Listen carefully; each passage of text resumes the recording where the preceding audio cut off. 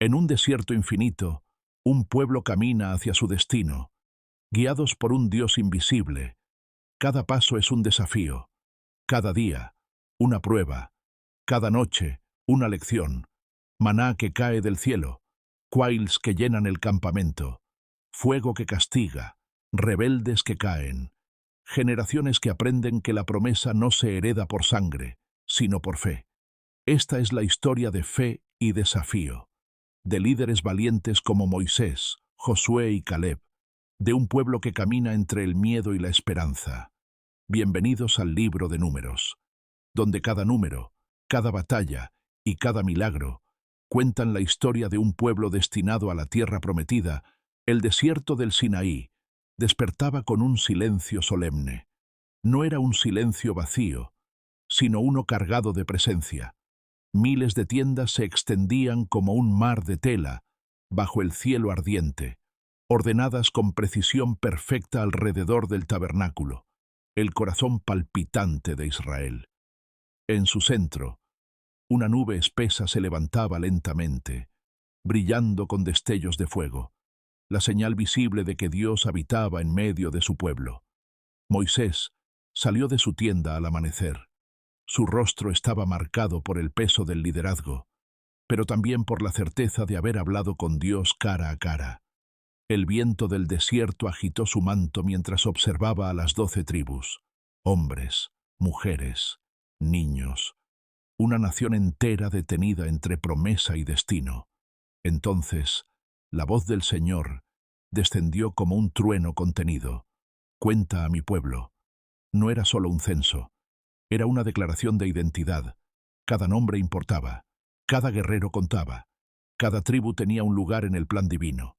Los príncipes de Israel fueron llamados uno por uno. Judá, fuerte como león. Efraín, portador de herencia. Rubén, el primogénito marcado por la pérdida. Desde el más joven hasta el más anciano, todos serían registrados no como esclavos que escaparon de Egipto, sino como un ejército santo. Mientras los escribas anotaban los números, el campamento cobraba vida. Se escuchaban pasos, órdenes, trompetas lejanas. Los levitas se movían con reverencia, sabiendo que su misión no era empuñar espada, sino custodiar la gloria de Dios. Pero bajo la aparente organización, algo más comenzaba a gestarse, porque contar al pueblo era solo el inicio. El desierto no solo revelaría fuerza, también sacaría a la luz el corazón humano. Y mientras la nube ardía sobre el tabernáculo, una pregunta silenciosa flotaba en el aire. ¿Estaba esta generación realmente lista para caminar con Dios o solo para seguirlo? Cuando el camino era fácil, la respuesta no tardaría en llegar. El sonido de las trompetas cortó el aire del desierto. No era una alarma, era un llamado divino. Desde el tabernáculo, las instrucciones de Dios comenzaron a tomar forma visible. Cada tribu debía acampar en un lugar específico, no al azar, sino siguiendo un diseño celestial. El campamento no era solo un refugio, era un reflejo del cielo en la tierra. Al oriente, Judá levantó su estandarte, dorado y firme como el amanecer. A su lado marchaban Isaacar y Zabulón, preparados para abrir camino. Al sur, Rubén se acomodó con Simeón y Gad. Al occidente, Efraín reunió a Manasés y Benjamín. Y al norte, Dan cerraba la formación, fuerte como muralla viviente.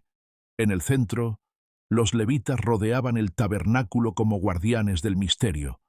No llevaban armas de guerra, sino la responsabilidad más sagrada, proteger la presencia de Dios. Nadie podía acercarse sin permiso. Nadie podía tocar lo santo sin pagar el precio. Cuando la nube comenzó a elevarse, un murmullo recorrió el campamento. Era la señal. El pueblo empacó con rapidez. Las estacas fueron arrancadas de la arena, los niños tomados de la mano, los ancianos ayudados a subir a los carros. Por primera vez desde el conteo, Israel se movía como un solo cuerpo. Pero no todos marchaban con el mismo corazón. Algunos caminaban con fe, recordando el mar abierto y el fuego del Sinaí. Otros miraban atrás, pensando en las ollas de carne de Egipto. El desierto se extendía infinito frente a ellos, cruel y silencioso. No había mapas, no había caminos, solo la nube guiando y la incertidumbre esperando. Moisés avanzaba al frente, el arca cerca, los ojos fijos en la señal divina. Sabía que el orden era necesario, pero también sabía una verdad más profunda. El verdadero caos no venía del desierto, sino del interior del hombre. Y mientras el campamento se ponía en marcha, nadie imaginaba que el viaje, aunque guiado por Dios, pronto encendería quejas, pruebas y fuego. Los primeros días de marcha fueron silenciosos. Solo se oían pasos sobre la arena, el crujir de las tiendas al plegarse y el murmullo constante del viento del desierto. La nube avanzaba con calma y el pueblo la seguía, pero algo empezaba a cambiar. El cansancio llegó antes que la duda. El sol caía sin piedad, quemando la piel y agotando los cuerpos. El agua era escasa. El camino parecía no terminar nunca. Y entonces, una voz se alzó entre las filas. ¿Para esto salimos de Egipto? Otra respondió. Allá al menos comíamos. Las palabras, al principio susurradas, se convirtieron en un rumor que se extendió como fuego entre la multitud. Ya no hablaban del Dios que abrió el mar, sino del hambre, del calor, del pasado idealizado. Moisés escuchó el murmullo crecer mientras caminaba. Su corazón se apesadumbró. No era la primera vez que el pueblo se quejaba, pero esta vez el descontento no se dirigía solo contra él, sino contra Dios mismo. Entonces, la respuesta descendió. Un fuego ardiente cayó en los extremos del campamento. Las llamas iluminaron la noche, y los gritos reemplazaron las quejas. El pueblo corrió desesperado mientras el fuego consumía las tiendas más alejadas. «¡Moisés! ¡Intercede por nosotros!», clamaron. Moisés levantó sus manos, y el fuego se detuvo. El lugar fue llamado Taberá, porque allí ardió el fuego del Señor. Pero aunque las llamas se apagaron, la inconformidad no, porque junto a Israel caminaba una multitud mezclada, gente que había salido de Egipto, pero Egipto no había salido de ellos. Ellos comenzaron a provocar un deseo más profundo, más peligroso. No querían libertad, querían placer. Y muy pronto, el maná, pan del cielo, ya no sería suficiente. Cada mañana, el desierto despertaba cubierto de un misterio. Sobre la arena aparecía el maná, fino como escarcha, blanco como el rocío. Era alimento del cielo, suficiente para cada día, fiel como la promesa de Dios. Israel lo recogía en silencio, pero ya no con gratitud. «Estamos hartos». La queja estalló sin vergüenza. «¿Maná otra vez? En Egipto teníamos pescado, pepinos, melones, cebollas». La memoria del pueblo se volvió selectiva. Recordaban el sabor, pero olvidaban las cadenas. El llanto se escuchaba de tienda en tienda. Familias enteras se quejaban a la entrada de sus casas, como si el desierto fuera culpa de Dios y no el camino hacia la promesa. Moisés quedó quebrantado. Entró ante el Señor con el alma exhausta. «¿Por qué me has puesto esta carga? ¿Acaso yo concebí a este pueblo?». La desesperación del líder era profunda. No pedía gloria, pedía ayuda o alivio. Y Dios respondió, no con ira inmediata, sino con orden. 70 ancianos fueron convocados al tabernáculo. Cuando la nube descendió, el espíritu que estaba sobre Moisés reposó sobre ellos. De repente, comenzaron a profetizar, mostrando que el liderazgo no era humano, era divino. Pero el clamor por carne seguía latiendo. Entonces el viento cambió. Un viento poderoso sopló desde el mar, trayendo codornices en cantidades imposibles. Cayeron alrededor del campamento, cubriendo la tierra. El pueblo corrió desesperado, recogiendo más de lo que podía comer. La alegría fue inmediata. La avaricia también, porque no esperaron. No dieron gracias, no obedecieron. Y mientras la carne aún estaba entre sus dientes, una plaga cayó sobre ellos. Los gritos reemplazaron las risas. La satisfacción se convirtió en juicio. El lugar fue llamado Kibrot Hataaba, las tumbas del deseo. Allí comprendieron, demasiado tarde, que desear más que a Dios siempre termina costando la vida. Pero aún faltaba una prueba más cercana, una que no vendría del pueblo común, sino del círculo más íntimo de Moisés. No todas las batallas se libran en el desierto. Algunas nacen en palabras susurradas, en miradas de celos, en corazones que no aceptan la autoridad de Dios. Y esta vez, la oposición no vino del pueblo, sino de Miriam y Aarón, los hermanos de Moisés. ¿Acaso solo por Moisés ha hablado el Señor? Murmuraron. ¿No ha hablado también por nosotros? La excusa fue una mujer extranjera. El verdadero problema fue el orgullo. Moisés no respondió, no se defendió, no levantó su voz. La Escritura diría después que era el hombre más manso sobre la tierra. Pero mientras él guardaba silencio, Dios no. La nube descendió de repente sobre el tabernáculo. Salid los tres. La voz del Señor no dejaba espacio para debate. Miriam, Aarón y Moisés se presentaron temblando. Entonces Dios habló con claridad devastadora. Con mis profetas hablo en visiones, en sueños, pero con Moisés hablo cara a cara. El silencio fue absoluto. Cuando la nube se apartó, Miriam cayó enferma. Su piel se volvió blanca como la nieve. Lepra, la marca visible de una rebelión interna. Aarón gritó desesperado: Moisés, no nos culpes por este pecado. Moisés, el ofendido, se convirtió en intercesor. Oh Dios, sánala ahora. Dios escuchó, pero estableció un límite. Miriam fue apartada del campamento por 7 días. Toda la nación tuvo que detenerse por el pecado de una sola persona. Cuando finalmente regresó, el pueblo volvió a marchar. Pero el ambiente había cambiado. Habían aprendido algo aterrador. Ni siquiera los más cercanos al líder estaban por encima de la autoridad de Dios. Y justo cuando el campamento volvió a moverse, el desierto se abrió ante ellos, revelando algo nuevo. La frontera de la tierra prometida estaba cerca. Pero antes de entrar, Israel tendría que enfrentarse a su prueba más decisiva. El campamento se detuvo en Cades Barnea. Frente a ellos se extendía la tierra que Dios había prometido a Abraham, Isaac y Jacob. Colinas verdes, valles fértiles, ciudades antiguas. La herencia estaba al alcance de la mano. Dios habló a Moisés: envía hombres a reconocer la tierra. 12 líderes fueron escogidos, uno por cada tribu. Hombres respetados, fuertes, experimentados. Entre ellos estaban Josué, hijo de Nun, y Caleb, hijo de Jefone. Durante 40 días caminaron la tierra. Vieron viñedos tan abundantes que un solo racimo de uvas tuvo que ser cargado entre 2 hombres. La tierra realmente fluía leche y miel. Pero también vieron murallas altas, ciudades fortificadas, gigantes descendientes de Anac. Cuando regresaron al campamento, todo Israel se reunió expectante. El informe comenzó con verdad, pero terminó en temor. La tierra es buena, sí, pero el pueblo es fuerte. Las ciudades son grandes. Nosotros éramos como langostas ante ellos. El miedo se propagó más rápido que la fe. Entonces Caleb avanzó y alzó la voz: subamos ahora y tomemos posesión, porque ciertamente podremos.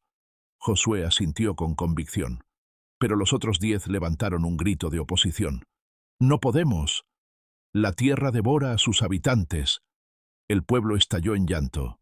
Algunos propusieron algo impensable: elijamos un líder y volvamos a Egipto.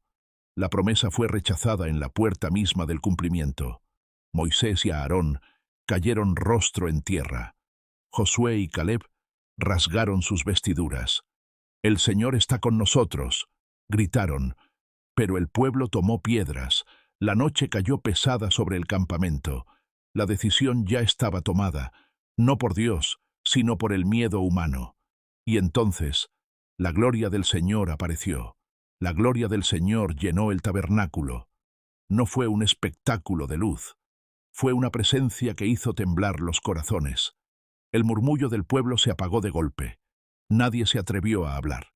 Entonces Dios habló: ¿hasta cuándo me despreciará este pueblo? ¿Hasta cuándo no creerán en mí, a pesar de todas las señales? La rebelión ya no era ignorancia, era incredulidad deliberada. Moisés intercedió una vez más. No defendió al pueblo con excusas, sino con la fidelidad del carácter de Dios. El Señor es lento para la ira y grande en misericordia. Dios perdonó, pero no retiró las consecuencias. Vivirán, dijo el Señor, pero no entrarán. Cada día de exploración se transformó en un año de juicio. 40 años vagarían en el desierto. Todos los adultos que dudaron morirían sin ver la promesa. Solo 2 nombres quedaron marcados para entrar: Josué y Caleb. El campamento quedó en silencio absoluto. El llanto volvió, pero ya era tarde. Algunos intentaron corregir su error con fuerza humana. «Subamos ahora», gritaron. «Pelearemos». Pero Dios no iba con ellos. Sin el arca, sin Moisés, sin la presencia divina, fueron derrotados sin piedad. El desierto cerró sus puertas como una prisión abierta. No con barrotes, sino con tiempo. El pueblo se dio vuelta, no hacia Egipto, sino hacia décadas de espera. Y mientras los años comenzaban a caer como arena en un reloj eterno, algo más oscuro empezó a crecer entre ellos. Porque aceptar el juicio era difícil, pero someterse a la autoridad sería aún más peligroso. Pasaron los días, y luego los años. El campamento se movía, pero el corazón del pueblo seguía inquieto. Algunos aceptaron el castigo, otros comenzaron a cuestionarlo, y entre estos surgió un nombre que encendería una rebelión abierta: Coré. Coré era levita, conocía el tabernáculo, sabía de lo santo, pero su ambición creció más que su reverencia. Junto a Datán y Abiram, reunió a 250 hombres, líderes respetados, portadores de incienso. Se presentaron frente a Moisés con palabras que parecían justas, pero estaban llenas de veneno. «Basta ya. Todo el pueblo es santo. ¿Por qué se levantan ustedes sobre la congregación?» No estaban pidiendo igualdad, estaban rechazando la elección de Dios. Moisés cayó rostro en tierra. Luego habló con una calma que helaba la sangre. «Mañana el Señor mostrará quién le pertenece». Al amanecer, Coré y sus seguidores se presentaron con incensarios encendidos. El pueblo observaba, conteniendo el aliento. Entonces Moisés declaró: «Si estos mueren como mueren todos los hombres, el Señor no me ha enviado. Pero si la tierra abre su boca». No terminó la frase. La tierra se partió. Las tiendas, las familias, los hombres rebeldes, todo fue tragado vivo. La tierra se cerró como si nunca hubiera ocurrido. Al mismo tiempo, fuego descendió y consumió a los 250 que ofrecían incienso. El campamento gritó de terror. El mensaje fue innegable. No se desafía al Dios que camina en medio de su pueblo. Pero ni siquiera ese juicio extinguió la rebeldía. Al día siguiente, el pueblo volvió a murmurar: «Ustedes han matado al pueblo del Señor». Y entonces, algo aún más terrible comenzó a moverse entre las filas. El murmullo del pueblo no se había apagado cuando la plaga comenzó. No llegó con ruido, no avisó. Uno cayó, luego otro, y otro más. El campamento se llenó de gritos, cuerpos tendidos, familias desesperadas. La muerte avanzaba como un enemigo invisible, imparable. Dios había sido desafiado una vez más. Moisés lo entendió de inmediato. «Aarón, corre», gritó. «Toma el incensario, pon fuego del altar y haz expiación por el pueblo». Aarón no dudó. Corrió hacia el centro del caos, con el incienso elevándose como una oración urgente. El humo subía al cielo mientras él se colocaba entre los vivos y los muertos. Allí se detuvo la plaga. 14.700 personas habían muerto. Pero la misericordia había vencido al juicio. El campamento quedó en silencio, otra vez. La gente entendió algo esencial. Sin intercesión, no hay vida. Para confirmar su elección, Dios ordenó algo más. Cada tribu entregó una vara, grabada con su nombre. Las colocaron en el tabernáculo. A la mañana siguiente, La vara de Aarón, de la casa de Leví, había florecido. Tenía brotes, flores y almendras maduras, vida donde no debía haberla. La vara fue guardada como señal eterna contra la rebelión. Pero aunque Dios había establecido autoridad y misericordia, el viaje aún no terminaba. El desierto seguiría probando al pueblo, y ahora el cansancio acumulado comenzaba a pesar como nunca antes. El desierto volvió a cerrar su puño. No había agua.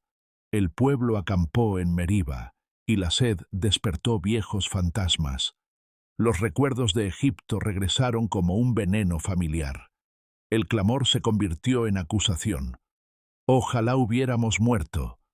¿Por qué nos trajeron a este lugar sin agua? Moisés y Aarón fueron al tabernáculo y cayeron rostro en tierra. La gloria del Señor apareció una vez más, clara y poderosa. «Toma la vara», dijo Dios. «Habla a la roca y dará su agua». No había que golpear, solo obedecer y hablar. Pero el cansancio pesaba más que la calma. Moisés se volvió hacia el pueblo, con la voz quebrada por años de quejas. «Oíd ahora, rebeldes», gritó. «¿Os hemos de sacar agua de esta roca?». Entonces levantó la vara y golpeó la roca 2 veces. El agua brotó con fuerza. El pueblo bebió. La necesidad fue satisfecha. Pero algo se había quebrado. Dios habló con solemnidad. «Por cuanto no creísteis en mí, no introduciréis a esta congregación en la tierra prometida». El castigo no fue público ni inmediato, fue personal y eterno. Moisés, el hombre que habló con Dios cara a cara, no entraría. Aarón tampoco. La roca fue llamada Meriba, porque allí contendieron contra el Señor. El viaje continuó, pero ahora con una sombra pesada sobre los líderes. Y mientras avanzaban, una nueva generación comenzaba a levantarse, una que aún no había sido probada por la guerra. Esa prueba estaba por llegar. El camino se estrechó. Israel pidió paso por la tierra de Edom, y fue rechazado. No hubo batalla, pero sí humillación. El pueblo tuvo que rodear el territorio, alargando el viaje y agotando la paciencia. La queja volvió. «¿Por qué nos sacaste de Egipto para morir aquí? No hay pan, no hay agua, y detestamos este maná miserable». Las palabras fueron lanzadas sin temor. Entonces, el juicio tomó forma viva. Serpientes ardientes comenzaron a aparecer entre el campamento. Mordían sin aviso. El veneno corría rápido. Muchos murieron. El pueblo corrió a Moisés, quebrantado. «Hemos pecado». Dios ordenó algo extraño. «Haz una serpiente de bronce y ponla en un asta. Todo el que la mire vivirá». Moisés obedeció. La serpiente fue levantada en medio del campamento. Los heridos, con el cuerpo ardiendo, levantaban la vista y vivían. No por fuerza, no por medicina, sino por obediencia y fe. El camino continuó. Esta vez, con cantos. «Brota, oh pozo», entonaron mientras Dios les daba agua sin conflicto. Y luego llegó la guerra. El rey Sejón salió a enfrentarlos, y cayó. Og, rey de Basán, fuerte y temido, también fue derrotado. Israel comenzó a tomar tierras. La promesa ya no parecía tan lejana. Pero mientras Israel avanzaba confiado, en las sombras, un rey observaba con temor. Su nombre era Balac, y su plan no sería con espadas, sino con maldición.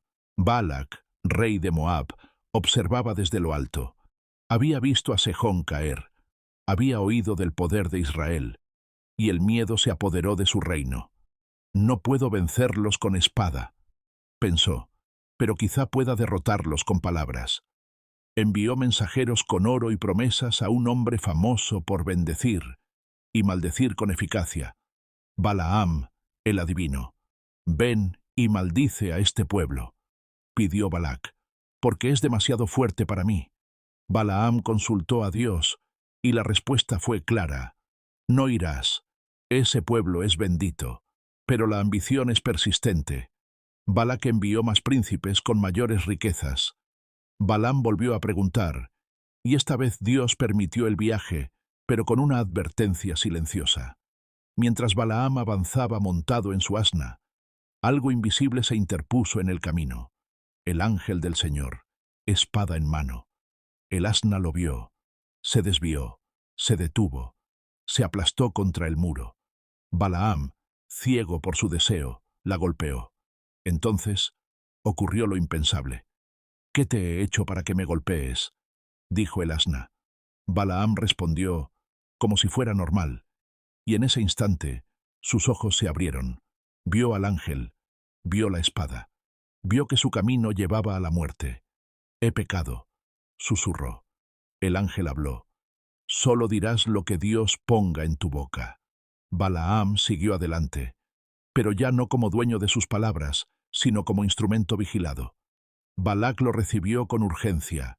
Subieron a los lugares altos. Se levantaron altares.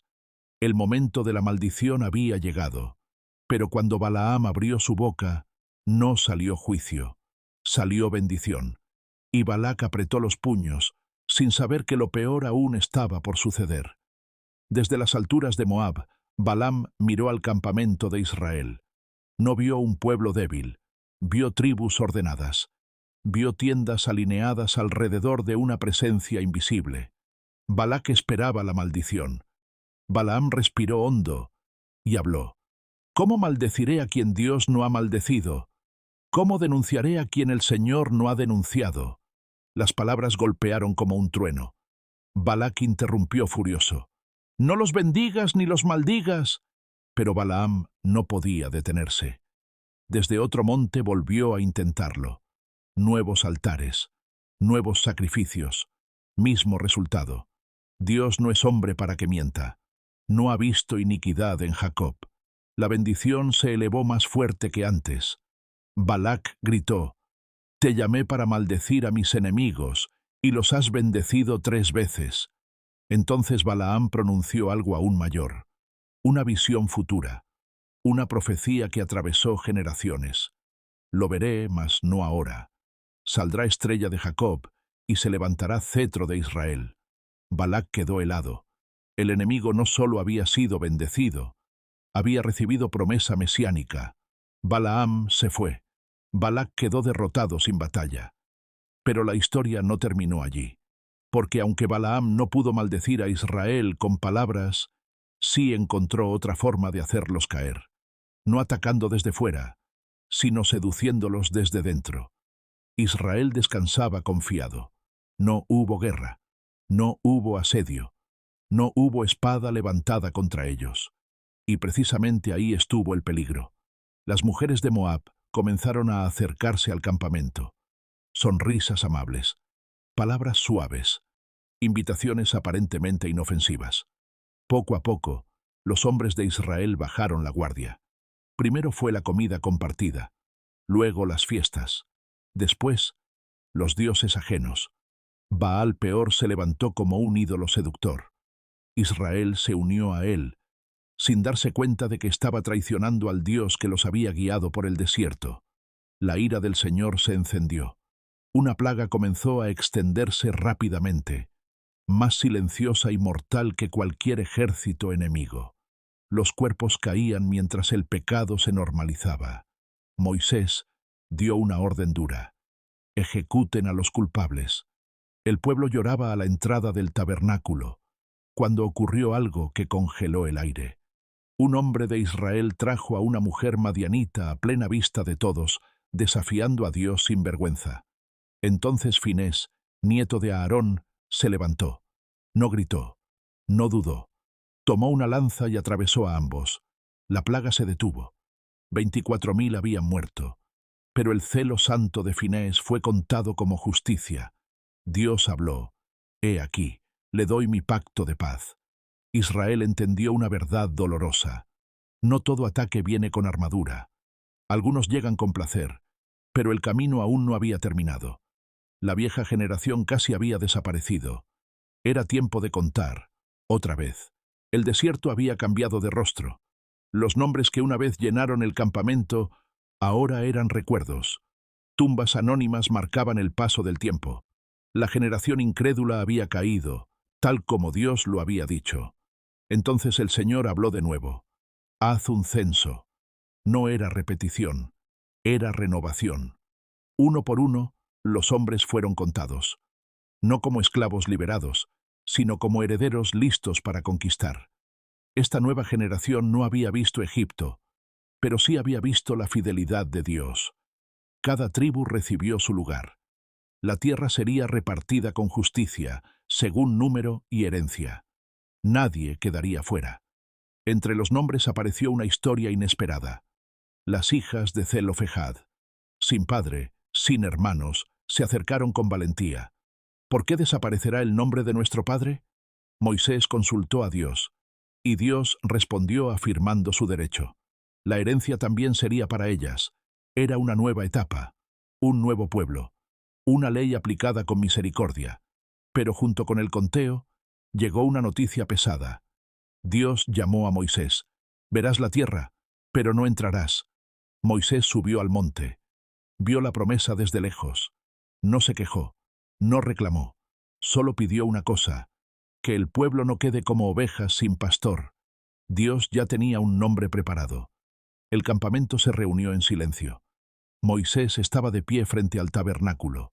Su rostro, marcado por los años y la gloria, reflejaba paz. No había amargura en él, solo obediencia. Dios habló con claridad. Toma a Josué, hijo de Nun, hombre en quien está el Espíritu, y pon tus manos sobre él. Toda la congregación observó. Moisés colocó sus manos sobre Josué. El peso del liderazgo pasó como una corriente invisible. Josué no recibió solo autoridad, recibió responsabilidad, temor y promesa. Sé fuerte y valiente. Parecía resonar sin ser pronunciado. El pueblo entendió. El desierto no había terminado, pero el liderazgo sí había sido asegurado. Dios reafirmó las ofrendas, los sacrificios diarios, los votos, porque antes de conquistar, había que recordar cómo vivir delante de Dios. Cada detalle contaba, cada promesa hecha debía cumplirse. La obediencia no era opcional. Mientras tanto, al otro lado del Jordán, la tierra esperaba. Los reyes no lo sabían aún, pero su tiempo se agotaba. Israel ya no era una nación errante, era un pueblo organizado, liderado y preparado. Pero una última batalla debía librarse antes de cruzar, no contra cananeos, sino contra una traición pendiente. El mandato fue claro: vengaos de los madianitas. No era conquista territorial, era justicia. Madián había sido instrumento de seducción y caída. Ahora debía enfrentar las consecuencias. 12.000 hombres fueron enviados, 1.000 por tribu. Fines fue con ellos, llevando los utensilios sagrados y las trompetas de guerra. No iban solos, iban bajo dirección divina. La batalla fue rápida y decisiva. Los reyes de Madián cayeron. Entre los muertos estaba Balaam, el profeta que no pudo maldecir, pero sí aconsejar traición. Israel regresó victorioso, pero Moisés se indignó. Las mujeres, las mismas que habían inducido al pecado, seguían con vida. Moisés ordenó juicio y purificación. El campamento fue limpiado, los soldados purificados, el botín repartido con justicia. Nada quedó al azar, nada quedó impuro. El mensaje fue claro para la nueva generación. La obediencia parcial también es desobediencia. Cuando todo fue ordenado, los líderes trajeron una ofrenda voluntaria. Nadie había faltado. Dios había protegido a cada uno. El oro fue entregado al tabernáculo como memorial. El pasado había sido cerrado. El camino estaba despejado. Pero antes de cruzar el Jordán, una petición inesperada surgió desde dentro del pueblo. Las llanuras al oriente del Jordán eran fértiles, pastos verdes, ríos tranquilos, tierra ideal para el ganado. Las tribus de Rubén y Gad observaron el lugar y vieron oportunidad. Se acercaron a Moisés, a Eleazar y a los líderes con una petición directa.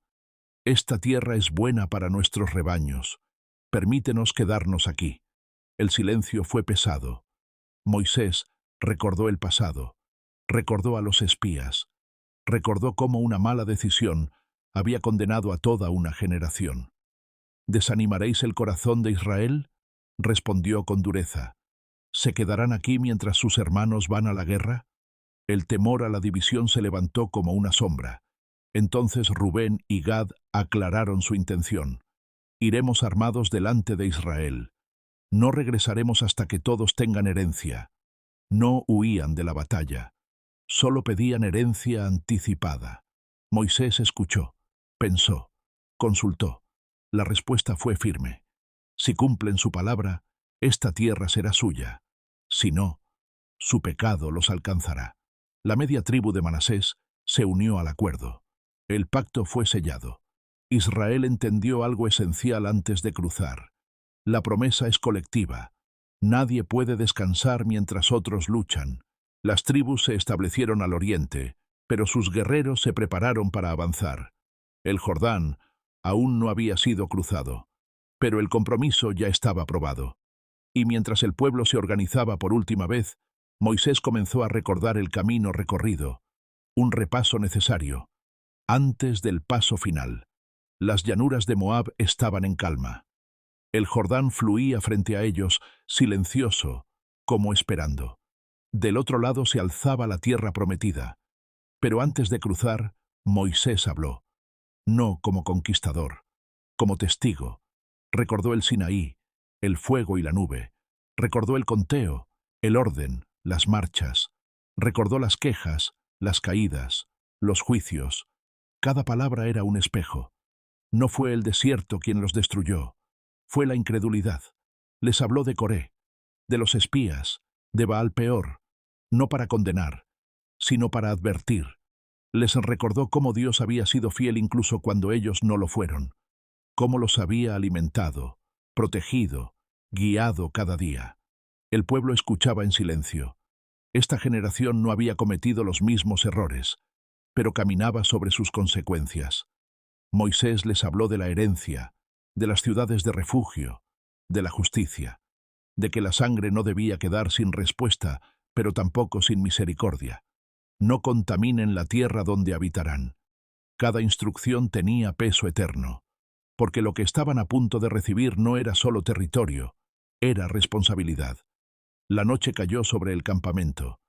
Las antorchas iluminaban los rostros atentos. Todos sabían que algo estaba terminando, y algo más grande estaba por comenzar. El Jordán seguía delante de ellos. Antes de pisar la tierra, Dios estableció algo esencial. La vida debía ser protegida. Se designaron ciudades de refugio, lugares santos, donde quien hubiera matado sin intención podía huir y vivir. No para escapar de la justicia, sino para que la justicia no se convirtiera en venganza. El vengador de la sangre no podía tocar al inocente dentro de esos muros. La ley fue clara. La sangre contamina la tierra, y solo con justicia puede limpiarse. No habría castigo sin juicio. No habría perdón sin verdad. Las ciudades se repartieron estratégicamente para que nadie estuviera lejos de la misericordia. Dios no quería una nación gobernada por el caos, sino por equilibrio. Luego habló de los límites de la herencia. La tierra no debía fragmentarse por ambición ni perderse por desorden. Las hijas de Zelofejad volvieron a ser mencionadas como ejemplo de obediencia y sabiduría. Todo quedaba alineado. El pueblo entendía. La promesa tenía reglas. No era solo entrar, era permanecer. Las tiendas se acomodaron por última vez. Los guerreros revisaron sus armas. Los levitas se prepararon para avanzar. Moisés miró el río una vez más. Su misión estaba por terminar. Pero aún quedaba una última instrucción, una que cerraría el libro y abriría la historia siguiente. El campamento despertó con un aire distinto. No era miedo, era expectativa. El Jordán corría delante de ellos, ancho y profundo. Del otro lado, la tierra que había sido prometida generaciones atrás, aguardaba en silencio. Israel ya no era un pueblo errante, era una nación preparada. Las tribus estaban ordenadas, las herencias asignadas, la justicia establecida. Todo lo que podía resolverse en el desierto había sido resuelto. Moisés caminó entre las tiendas por última vez. Vio a los niños que ahora eran guerreros. Vio a los ancianos que habían sobrevivido a la espera. Vio a Josué, firme, atento, listo. No hubo discurso largo. No hubo despedida pública. Solo una certeza compartida. Dios había sido fiel en cada paso. El libro de Números no termina con la conquista, termina con preparación. Porque la victoria no comienza cuando se pelea, sino cuando se aprende a obedecer. El desierto había hecho su obra. Había enterrado la incredulidad y levantado una generación nueva. El Jordán marcaba el final de una era y el inicio de otra. Antes de cruzar el Jordán, el silencio volvió a hablar. El desierto, que durante años pareció castigo, ahora revelaba su verdad. No fue solo un lugar de muerte, fue un taller de transformación. Allí Dios había separado al esclavo del libre, al murmurador del creyente, al impulsivo del obediente. Cada caída había sido una lección, cada juicio, una advertencia, cada provisión, una prueba de fidelidad. Israel comprendió algo esencial. El desierto no los retrasó, los preparó. Sin el desierto, no habrían aprendido a depender del maná. Sin la sed, no habrían conocido la roca. Sin la rebelión, no habrían entendido la santidad. Incluso Moisés, el gran líder, fue parte de la lección. Su historia enseñó que nadie, por grande que sea, está por encima de la obediencia. La nube y el fuego ya no se movían con prisa. Parecían observar, como un maestro satisfecho. El pueblo miró el Jordán con otros ojos. Ya no pedían señales. Ya no exigían garantías. Ahora sabían que la promesa no se toma con miedo, sino con fe, y mientras el río seguía fluyendo, una pregunta flotaba en el aire. ¿Qué haría esta nueva generación cuando ya no tuviera el desierto como excusa? La respuesta no tardaría en llegar. Moisés sabía que su tiempo había llegado. No lo anunció con tristeza, sino con claridad. El hombre que había enfrentado a Faraón, que había hablado con Dios cara a cara, ahora hablaba como padre de una nación. Reunió a los líderes, a los ancianos, al pueblo. No les dejó estrategias militares, les dejó memoria. No olviden. No olviden el mar que se abrió. No olviden el fuego que descendió. No olviden las veces que Dios fue fiel cuando ustedes dudaron. Les habló de obediencia como camino de vida, no como carga. De que la tierra no sería mantenida por fuerza, sino por fidelidad. Moisés miró a Josué y todos entendieron. El liderazgo ya no estaba en transición, estaba establecido. No hubo coronación, no hubo aplausos, solo una transferencia silenciosa de confianza. La noche cubrió el campamento. Algunos lloraron, otros oraron, otros miraron el Jordán sin saber que pronto lo cruzarían en seco.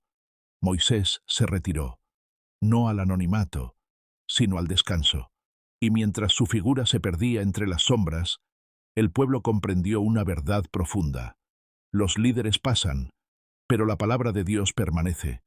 Pero nunca trató solo de contar personas, trató de contar corazones. Cada censo fue una radiografía espiritual. Cada caída, una advertencia escrita con lágrimas. Cada victoria, una prueba de que Dios cumple lo que promete. Los nombres que murieron en el desierto no fueron olvidados por error. Fueron recordados como lección. La historia mostró que no basta con salir de Egipto. Hay que sacar Egipto del corazón. Israel aprendió que la promesa no se hereda por sangre, sino por fe. El desierto reveló lo que el mar no mostró. El tiempo probó lo que los milagros no aseguraron. Y allí, frente al Jordán, el pueblo entendió algo que atravesaría generaciones. Dios no busca multitudes impresionadas, sino personas transformadas.